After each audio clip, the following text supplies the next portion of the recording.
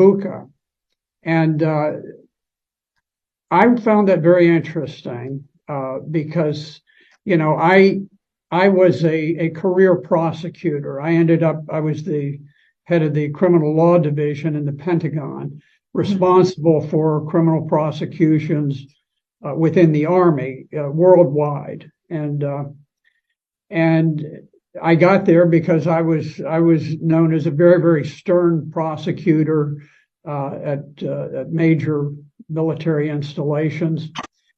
And so I sort of have a way of looking at crime scenes in a very rational way. So I saw the videos that were sent out of Bucha, and immediately they were different. Now, you and I have seen massive slaughters in Syria by Al Qaeda and its affiliates, ISIS, all of these other names that they come up with. They're all under the umbrella of Al Qaeda. And when you see a slaughter, a mass slaughter, it is generally you have people who are brought together in a place. That's where they're beheaded, or that's where they're gunned down, or whatever. This was interesting because in Bucha, first of all, the bodies didn't start appearing until 4 days after the Russians left. The mayor of the city proclaimed, glory, hallelujah, the Russians have been driven out. There was not a mention of any slaughter, anything of that sort. Then all of a sudden, 4 days after the Ukrainian psychological operations troops entered the city, dead people started appearing on the streets.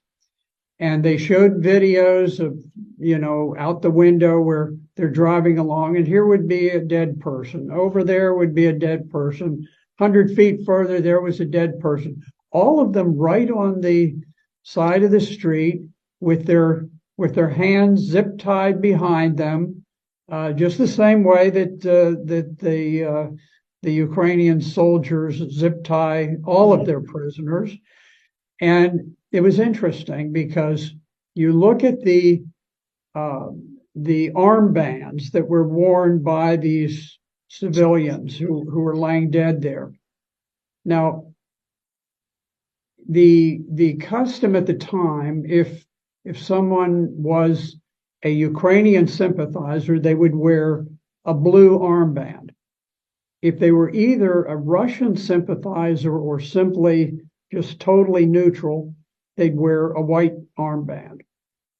All of the armbands were white. None of them were blue. Why weren't Ukrainian sympathizers killed? Why only Russian sympathizers? Why would the Russians choose to kill Russian sympathizers as they're leaving town? Now, the Russians had occupied Bucha for over a month. I don't know how long it was. And if they had decided they were going to execute some people, why not round them up, take them out in the woods, slaughter them, bury them, and get rid of the evidence? Mm-hmm. That's the way. You and I have seen these things. Yeah. We've seen these things happen in Syria. And I've watched similar things over a lifetime. But that wasn't what happened.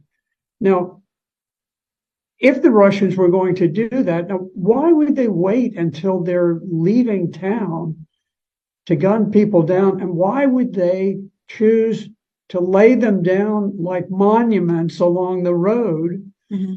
As clear evidence that they had done it? The whole thing was such a total transparent fraud that it was just amazing that mainstream, the corporate media, journalists totally overlooked it and assumed that, oh, well, this must have been Russians because the Ukrainians told us it was Russians who did it.